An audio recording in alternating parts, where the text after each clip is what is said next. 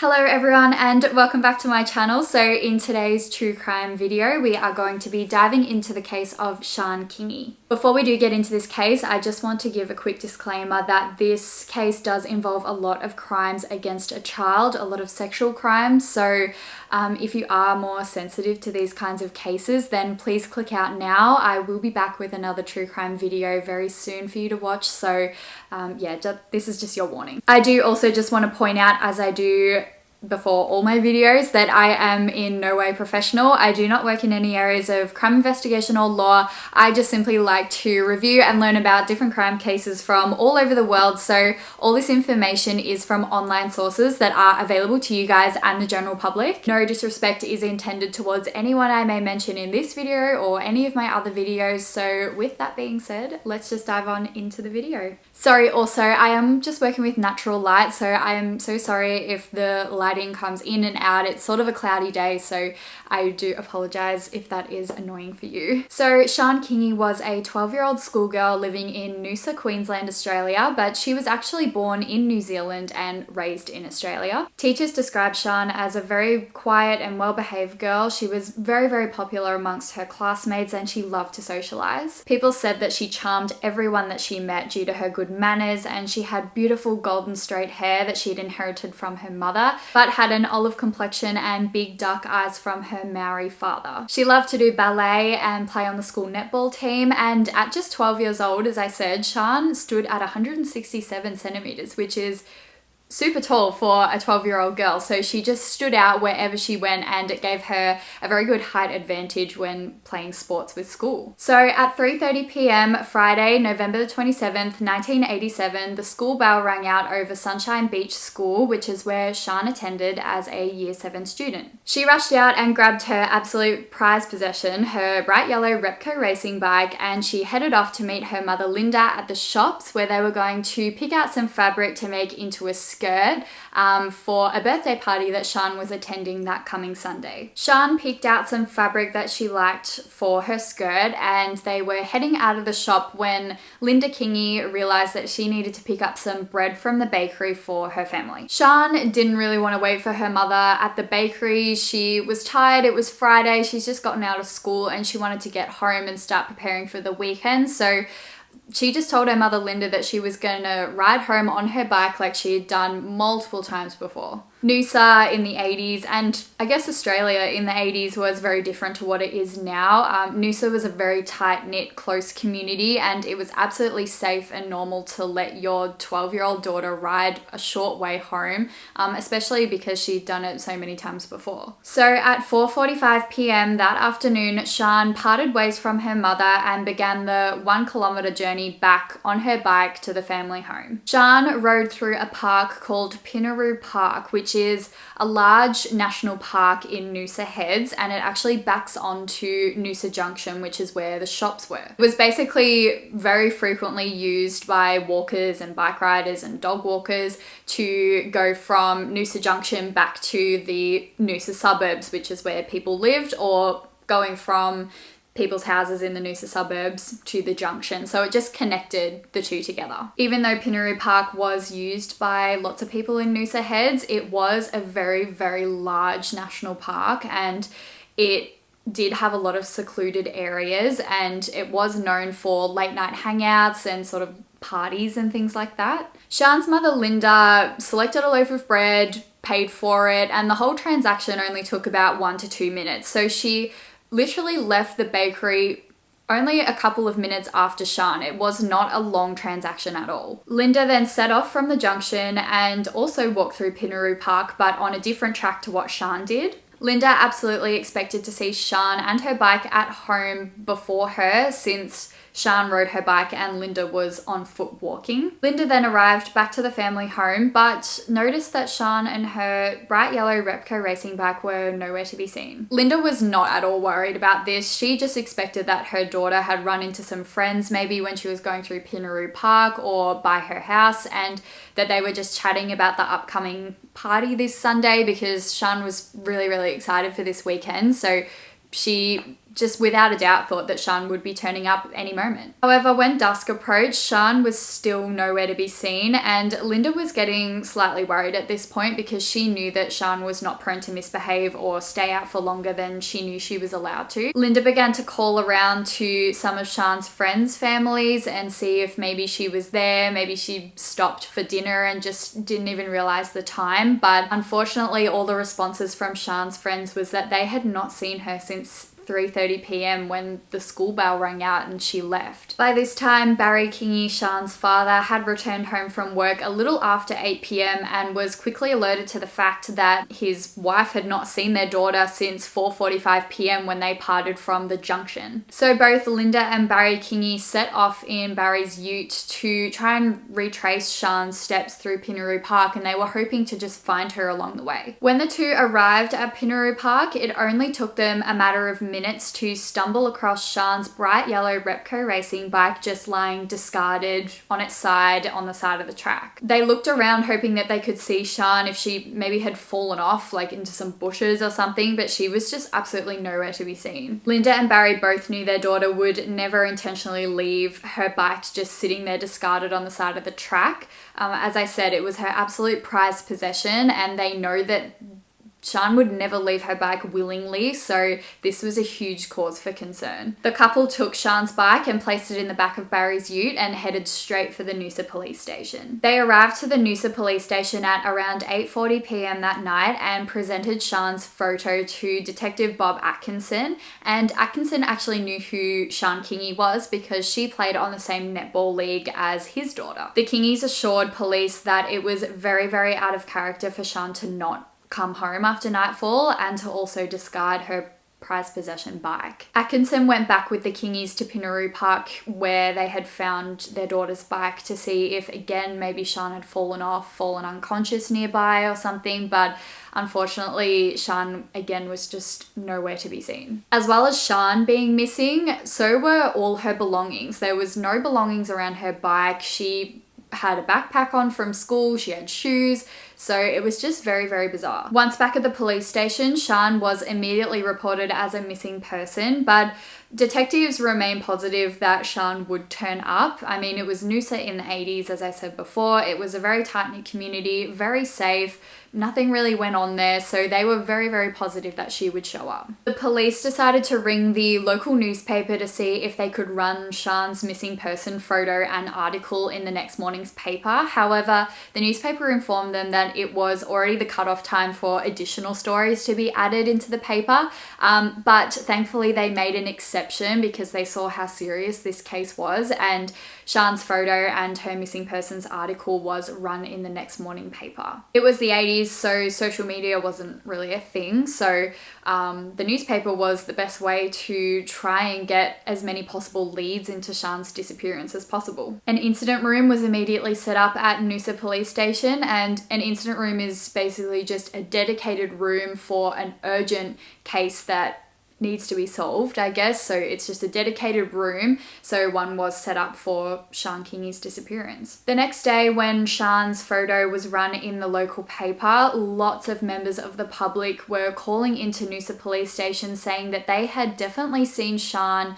in Pinaroo Park on that day that she disappeared, but noted her to not look like she was in any danger. Another common lead that police were getting was that a number of people had seen a white dust-covered Kingswood station wagon in the area that Shan went missing from that day. The white Kingswood station wagon was said to have been with a surfy-looking man, and he was accompanied by an older-looking plump woman. Police urged this unidentified man and woman to come forward so they could be ruled out as suspects, and they were also saying that anyone with a white Kingswood station wagon to please come forward so then they could also be ruled out as suspects. This dust-covered Kingswood station wagon was the only consistent lead that kept coming to police, and the problem with this lead was that there was about 17,000 Holden Kingswood station wagons in Queensland at the time, and 10,000 of these were white. So police had a huge task trying to sift through all these Holden Kingswood station wagons that were white,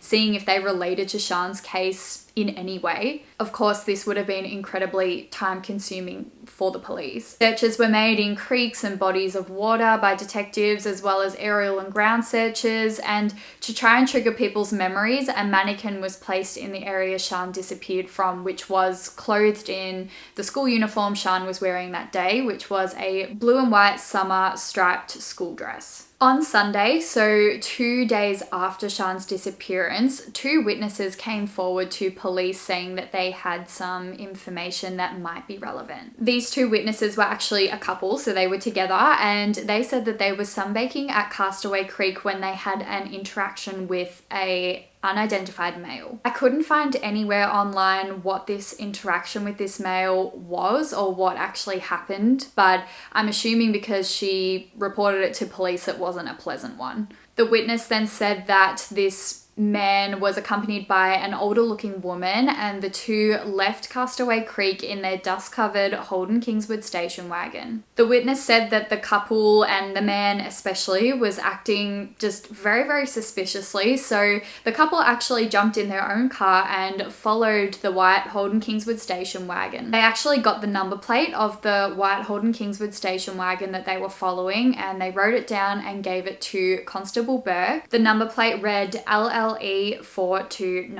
Police then went ahead and put this license number into the Queensland database, but unfortunately it didn't come up that any vehicle was registered to that number plate, so they tried with the neighbouring state of New South Wales, and again it came up as no match. They then tried this license plate in the Victorian database, and it actually came up as a match. The white Holden Kingswood station wagon was registered to a 43-year-old Victorian woman by the name of Valmay Faye Beck. So Noosa Police asked Victoria Police to please go and visit the address that this vehicle was registered to. When Victorian Police went to the address, they knocked on the door and found that an elderly man answered the door. So they said, "Do you have any relation to this car? Where did it come from? Why is it registered here?"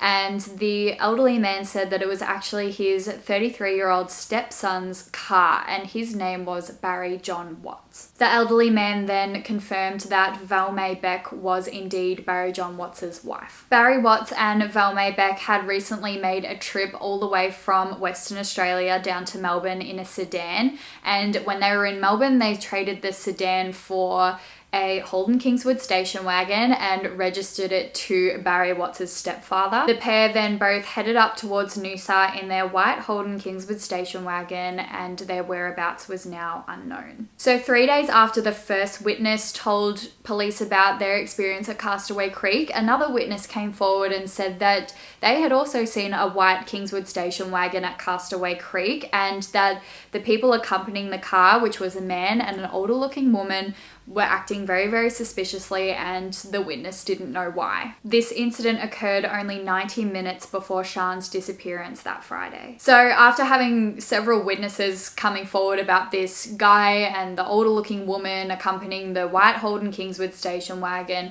police decided to run a background check on Barry Watts and Valmay Beck. Upon running this background check, police were revealed to an extensive report of criminal history from the both of them. Both were convicted criminals. Watts had served prison time for various offences such as armed robbery, burglary, and was also associated with Valmay Beck, who had convictions of theft, false pretenses, obscene language, indecent behaviour and forgery. Barry Watts and Valmay Beck were listed as persons of interest in the Sian Kingi disappearance case, although no connection to the schoolgirl was made at the time. Photos of Valmay Beck and Barry Watts were requested by Noosa Police so then they could find out what they look like so they can go and find them and question the pair. It was unknown at the time, but Beck and Watts were actually connected to other abduction attempts, and we'll get more into that, but it wasn't made clear at the time. So now we're just going to flash forward to the following Wednesday, which marks the 5th day of Shan's disappearance. An 18-year-old boy by the name of Neil Clark was actually walking through Timbura Mountain State Forest, which is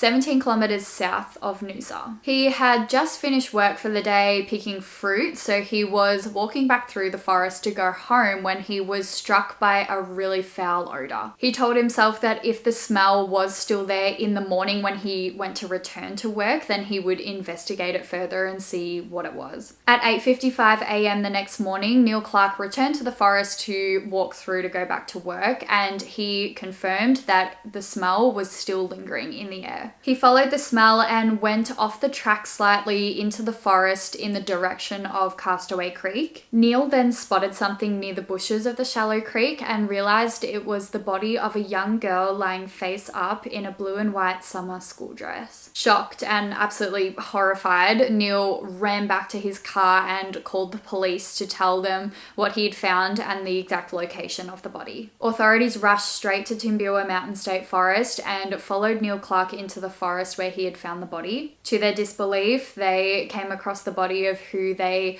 assumed to be 12-year-old missing schoolgirl Sian Kingi. So when Shan's body was found, she was still wearing her white summer school dress, her pink socks, and her white sneakers. Her cut-up underwear were found nearby to her body, and her green school bag was found in a bush about 10 meters away. Shan had been sexually assaulted, strangled, and stabbed 12 times. She had 2 very deep cuts across her throat. One of her stab wounds had caused her spine to sever, and one of her hands had been almost completely severed off during her very brutal attack. Nearby to Shan's body, there was a large patch of grass that seemed to be disturbed, as if something had been on top of it in the shape of a large square, but other than that, there was no murder weapon or anything else that could assist detectives in finding out who had done this and why. The police and everyone in the community were just absolutely horrified at the outcome of this case. They did not expect this, and although devastated, Linda Kingi later said in an interview, quote, "I'm glad they found the body because she's at rest and nobody can hurt her anymore."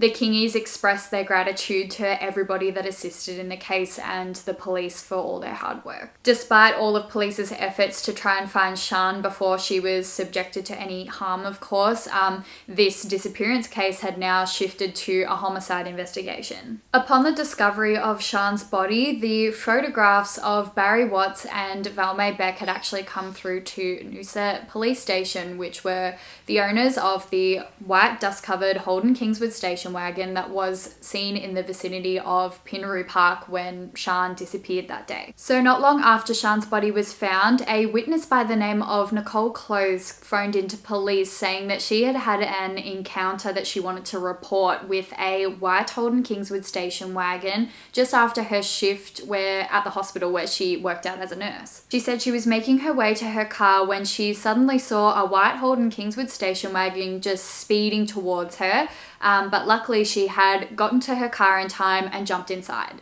She then said that the station wagon pulled up right beside her and that a man got out and tried to get her attention, claiming that he needed help with directions and was actually holding a map. There was also a woman inside of the station wagon, and Nicole actually got out of her car to assist the man with the directions that he was claiming that he needed. So I'm presuming from this that he was very convincing, and it possibly helped that there was a woman in the car. It just made it more trusting. Nicole said that when she was standing there trying to assist this guy with his directions, she quickly glanced into the back of their white Kingswood station wagon and saw that there was ropes and ties in the back, and all while this man is getting closer and closer to her, she just realizes exactly what's about to go down. At this point, she saw another man walking sort of towards the direction of them in the car park, and she just took this chance to run and jump into the car, lock the doors, and just speed away and get the hell out of there. This incident happened on November the 2nd, so just 2 weeks before Shan's disappearance. Police then asked Nicole if she could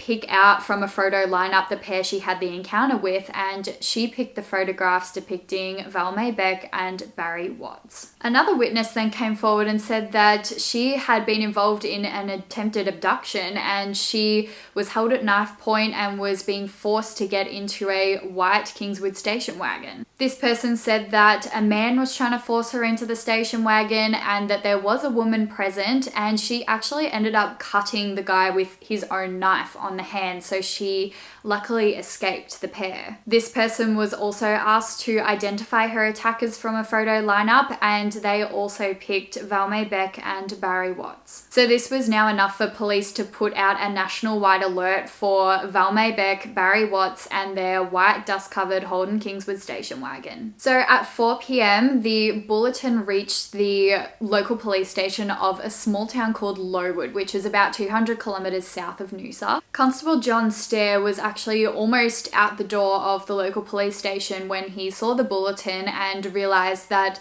police were on a huge hunt for a pair associated with a Holden Kingswood station wagon with Victorian license plates. He actually remembered seeing a similar vehicle to that when he was patrolling the streets for work that week. Because Lowood is such a small country town, it was very unusual to see license plates from different states. So Stair actually noted down the first half of the number plate and it read LLE. He immediately made a call to Noosa Police to report what he had seen, and on December the 9th, Ipswich Police descended on Lowood to try and find the pair and their Holden Kingswood station wagon. They also went to local shops and were showing people photos of Beck and Watts and had they seen them, and they were also showing people photographs of the car. On the following day, a telephone service employee by the name of Colin was at a local bar and was just chatting with the bartender, and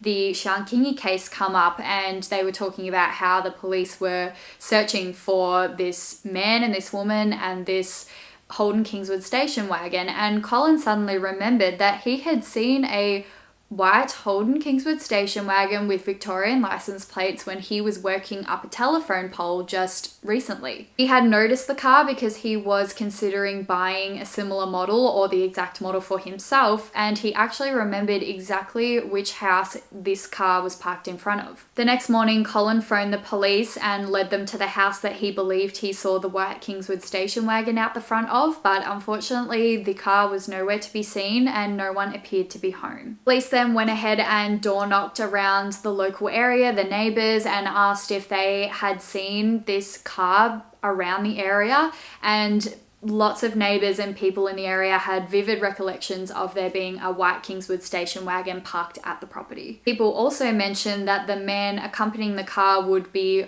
constantly washing his car and would be making questionable approaches at passing schoolgirls. Police then showed the local people, the neighbors, a book of mugshots, and all of them identified Valmae Beck and Barry Watts to be living at the property, also with the car. A local real estate agent then further confirmed that Valmae Beck and Barry Watts were on the lease for this Lowood property, so police obtained a search warrant to go look in the house. So when police entered the property, they found some empty boxes of hair dye and a newspaper that dated from the last Friday, so they had missed Beck and Watts by 1 week. There was no pieces of evidence to determine where Beck and Watts were now, however the real estate agent came through and gave them a huge lead. A rental payment from the pair had come in via a money order, and this money order was from The Entrance in New South Wales. The Entrance is a holiday coastline resort town in New South Wales that's over 800 kilometers away. So now police had evidence of where Beck and Watts were just the previous day, so they asked New South Wales police to act immediately. So around 10 police officers that were dressed out of uniform were sent to the Entrance to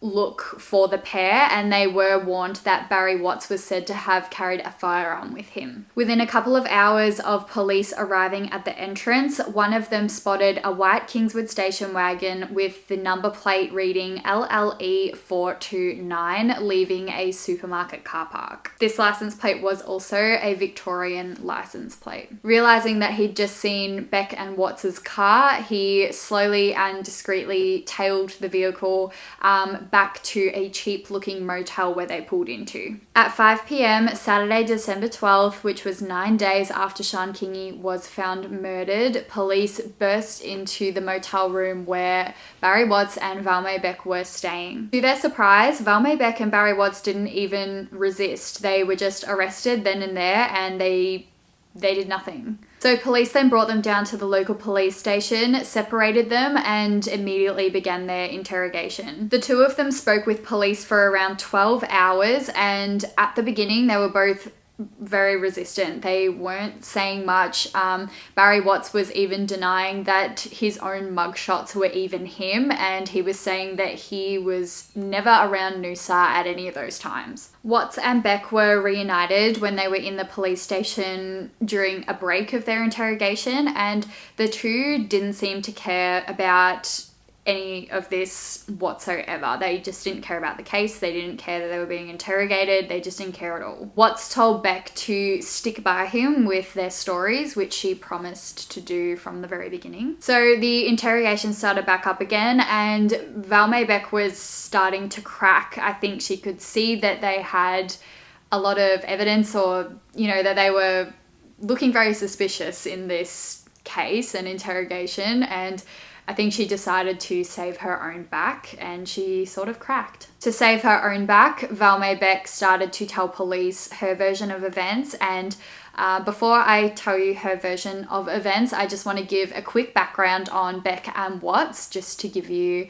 some context into their life, I guess. So Valmae Beck was born in 1943, and her mother was not a very pleasant woman, to say the least. She was a very, very dominating woman, and she would often just offload Valmae to other family members when she didn't want her. Valmae also had 3 brothers, and it was said that they just ran wild in the house. There was no control in her environment, and they did not protect her in a sibling way. They just didn't look out for one another at all. Valmae was sexually abused as a child. If there was no family members that her mother could offload her to, she would just offload her to strangers that would be willing to take her, and they would subject her sometimes to this sexual abuse. At around 12 years old, Valmae Beck was pulled out of school by her own mother so she could go work in a factory to pay her own way.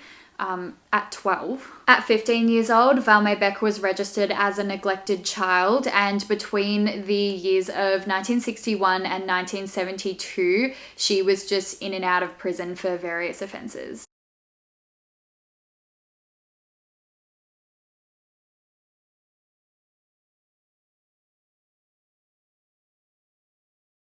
Shortly after meeting, Valmae Beck and Barry Watts began a relationship, and this relationship, as you can imagine, was not very healthy. It was a very toxic relationship. They would fall in the habit of just having drunken benders, and this led to physical abuse. Valmae Beck was just very, very insecure, and she wanted to hold on to Barry Watts because he was young, and it seemed as though he was the only person willing to be with her, so she didn't want to let him go. They eventually married in Perth when Valmae was 43 and Barry Watts was 33. Neither of them could hold on to jobs for long periods of time, so they ended up turning to crime and fraud to basically fuel their alcoholism. They were actually on the run from police after skipping bail in Western Australia, and then they settled in the small town of Lowood, trying to lay low from any cops. Okay, so back to the timeline. The two had been escorted to Noosa police station, and Valmae Beck is about to tell her version of events. She actually spoke for 7 hours straight, by the way. So according to Beck, her husband Barry Watts just had an obsession with young women and teenagers, and he had a large stash of pornography that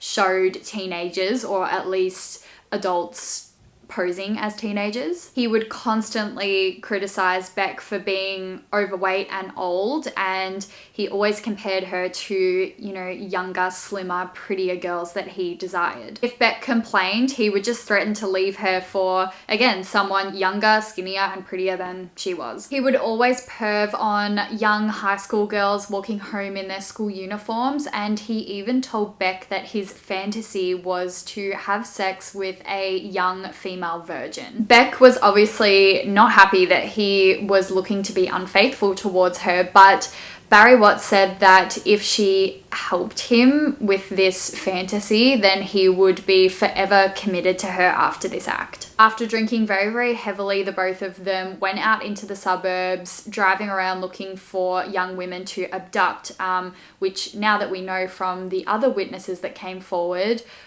they were unsuccessful. So on Friday, November 27th, 1987, the two headed out to Noosa, and the plan was, or Barry Watts's plan was, that he would use his wife to lure in a young girl because he thought that it would make this situation more trusting to have a woman present. It would bring a sort of maternal instinct and maybe would lure in a young girl much easier than if it was just himself. And that is basically exactly what happened. The two stopped at Pinaroo Park to stretch their legs since they had been driving around for so long when Watts spotted 12-year-old schoolgirl Sian Kingi pedaling towards them on her bright yellow Repco racing bike. Watts then hid out of sight, and Beck motioned to Shan to come over and help her and made up a fabricated story that she had lost her little dog in the park and if Shan would be willing to help her look for it. Shan, being the well-behaved, kind-mannered girl that she was more than happy to help Beck look for her lost dog, and she dismounted her bike, placed it on the side of the track exactly where it was found, and went over to the direction that Beck was pointing. From there, Watts emerged from the bushes and attacked Shan and brought her into his white Holden Kingswood station wagon, binding her wrists and putting tape over her mouth and driving away. They then arrived at Timbira Mountain State Forest and drove down the track to a smaller, secluded clearing. Watts then got out of the car and pulled out a large square bedspread from the back of his car and placed it down on the grass. Meanwhile, Beck was trying to coax Shan to get out of the car, and then if she did what she was told, that she wouldn't be harmed. Beck stays by the Holden Kingswood station wagon while her husband Barry Watts repeatedly rapes Sian Kingi. After about an hour, Barry Watts orders Shan to get dressed and tells his wife Valmae Beck to get his belt from the car, to which she responded, quote, "Can't we just leave her and go?" Watts then replied to this, quote, "Don't be so fucking stupid. I can't trust her to not give me up." Watts then tortures and strangles 12-year-old Sian Kingi to death and dumps her body in a nearby creek bed whilst scattering her belongings around her in the forest. The couple then climbed back into their Holden Kingswood station wagon and just drove away. Later in the drive, they pulled over at 6 Mile Creek to dump the evidence. So that is the knife, the rope, the tape, the belt, and they were just trying to destroy any chance of anyone ever finding it again. They stopped again in Brisbane to buy milk and cat food and arrived back to their Lowood property at around 10 p.m. that night. Valmae Beck also stated that her and her husband Barry Watts had sexual intercourse for the first time in a long time that night. During the upcoming days, the two of them were attempting to dye their hair and change their appearance and their clothes so that they wouldn't be identified because they knew they were becoming suspects in the case. Valmae Beck's statement took up around 28 pages, so it was huge, and as soon as Barry Watts learnt what she had said, he was just absolutely furious, but still remained silent on the matter. He wouldn't answer any questions and wouldn't admit to anything. Detectives then went to 6 Mile Creek to retrieve the items that were used at the crime scene, and they found them, so this proved Beck's confession, and in the tape they also found Shan's blonde hair strands. Watts and Beck were placed back into holding cells, and they were trying to subtly talk to each other, but they didn't actually know that they were being recorded by police in their cells, and the police recordings picked up, quote, "The only thing I didn't put in the statement was what happened between her and me. I just couldn't tell them that." That was a quote from Valmae Beck, and Barry Watts responded, quote, "That's quite understandable. I'm glad you didn't." To this day, I still think nobody knows what that means, what happened between Shan and Valmae Beck. I couldn't find it anywhere on the internet. I don't think it's public knowledge. The two were then formally charged with abduction, murder, and rape, and were sent to separate prisons to await their trial. Watts had a very, very tough time in prison. He was constantly harassed for his crime and what he did to Shan. A lot of people in jail don't take crimes against children very lightly at all. So yes, he was harassed horrendously in prison. Watts actually confessed to a prison officer saying that he had only sexually assaulted Shan and that he didn't kill her at all. And when the prison officer replied, "Well, who did kill Shan?" Barry Watts replied with, quote, "She did, Valmae Beck." A year later, Beck and Watts were reunited at the Noosa Heads Magistrates Court for their hearing. Hundreds of people turned up to the courthouse to witness these two monsters, and people were just hurling abuse at them, and they had even hung a noose from the clock tower, which basically shows what they wanted the punishment to be for Barry Watts and Valmae Beck. The public were just absolutely disgusted in them. Valmae Beck pleaded guilty to Shan's abduction and rape, but pleaded not guilty to her murder. Barry Watts, on the other hand, just pleaded not guilty to every single charge, and because he didn't make a statement, all they had to go off was Valmae Beck's. The jury on Valmae Beck's trial only took about 3 hours to determine that she was guilty for the murder of Sian Kingi, and that she wasn't just an innocent bystander that she was painting herself to be. They said that she was an absolute willing participant. Valmae Beck was sentenced to 3 years for the abduction, 10 years for the rape, and life for the murder of Sian Kingi. She quickly became literally the most hated woman in Australia. She also had a tough time in prison because a lot of the women in prison had children of their own, and they just couldn't understand how a mother of 6, she has 6 of her own children, could do this to a poor innocent young girl. It was said that urine and feces were often thrown at Valmae Beck in prison and were often left in her cell by other inmates, and she actually had to change prisons because the attacks on her were just getting so brutal. A year after his wife, Barry Watts, stood trial, where the jury found him guilty of the abduction, rape, and murder of Sian Kingi. He was sentenced to 3 years, 15 years, and life imprisonment. The judge at Barry Watts' trial also requested that his file should be marked never to be released. Valmae Beck had actually tried to appeal her sentence multiple times, but failed every time, obviously. She actually suffered a lot of health problems and conditions while she was incarcerated, and in 2008, Valmae Beck actually passed away at age 64. The Kingis have rarely made any comments on their daughter Shan's case, which I don't blame them. It's such a horrible and traumatizing experience that they went through. So yeah, I feel like they dealt with a lot of it just personally in their own families, which I hope everyone can respect. So that actually brings us to the end of this case. I know it was a very heavy one, but it's very well known in Australia, and I definitely wanted to put it on my channel and put it out there and educate more people about it. So thank you so much if you are still here and you did make it to the end, and I will see you all in my next video. Bye.